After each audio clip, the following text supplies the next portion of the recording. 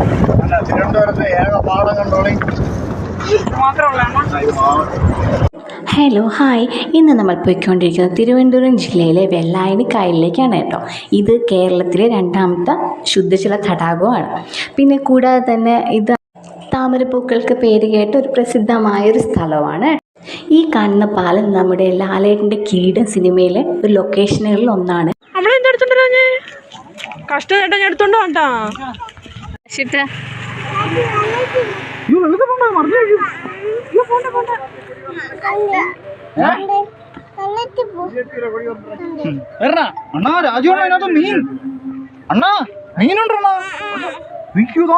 ശരിക്കും നോക്കടാ, അവിടെ ചൂണ്ടേറിനാണ് വലിയതാ. ഈ നീളമുള്ള വലിയ ബ്രാല് പിടിച്ചിട്ടുണ്ടോ എന്ത്?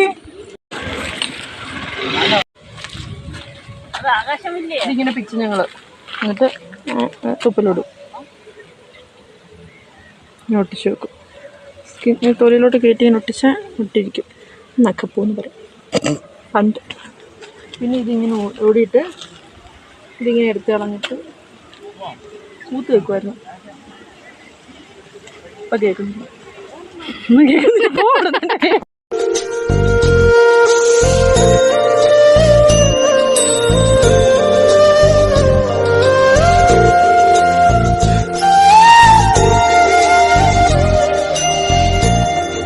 വെള്ളായണി അതിമനോഹരമായ താമരപ്പൂക്കൾക്ക് പേര് കേട്ടതും അതുപോലെ തന്നെ ഒരു പരിസ്ഥിതി സങ്കേതമാണ് കേട്ടോ.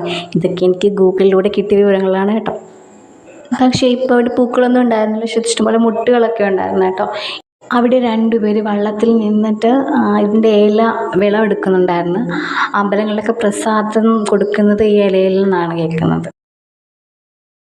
ഇത് ഇവിടുത്തെ ഫേമസ് ആയിട്ടുള്ളൊരു ഹോട്ടലാണ്. അപ്പോൾ ഇവിടുത്തെ സ്പെഷ്യൽ എന്ന് പറയുന്നത് കപ്പയും അതുപോലെ തന്നെ ചിക്കൻ ബരട്ടുമാണ് കേട്ടോ. അടിപൊളിയാണ്, ഭയങ്കര എരിവാണ്. അടിപൊളിയായിട്ട് എരിവൊക്കെ ഇഷ്ടപ്പെടുന്നവർക്കൊക്കെ ആസ്വദിച്ച് കഴിക്കാൻ പറ്റുന്നൊരു സ്ഥലമാണ് കേട്ടോ ഇവിടെ വന്നു കഴിഞ്ഞാൽ.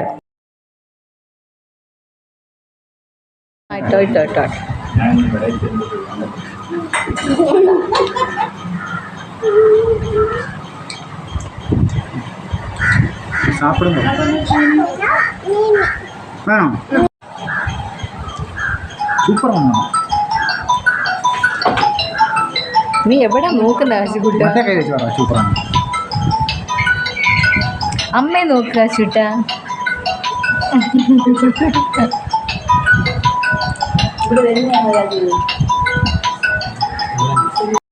അവിടുന്ന് നമ്മൾ നേരെ പോയത് നമ്മുടെ ഒരു ബ്രദറിൻ്റെ വീട്ടിലേക്കാണ് കേട്ടോ. അവിടെ വെച്ച് നമ്മുടെ കുഞ്ഞുങ്ങൾക്ക് ഫുഡൊക്കെ കൊടുത്തു. പിന്നെ അവിടെ കാണാനായിട്ട് ഇഷ്ടംപോലെ കാര്യങ്ങളുണ്ടായിരുന്നു. അവർക്ക് ഇൻട്രസ്റ്റിംഗ് ആയിട്ടുള്ള പൂച്ചയും പട്ടിയും ഗിനിപ്പന്നി അങ്ങനെ തന്നെ കുറേ സംഭവങ്ങളുണ്ടായിരുന്നു.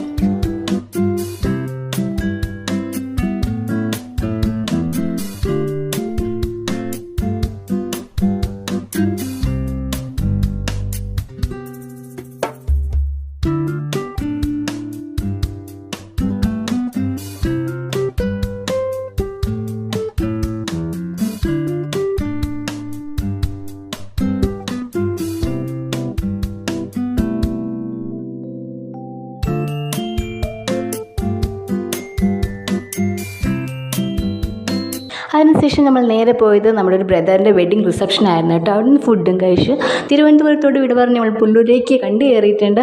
അപ്പം ഇത്രയേ ഉള്ളൂ. വീഡിയോ ഇഷ്ടപ്പെട്ടെങ്കിൽ ലൈക്ക് ചെയ്യുക, ഷെയർ ചെയ്യാൻ, സബ്സ്ക്രൈബ് ചെയ്യുക.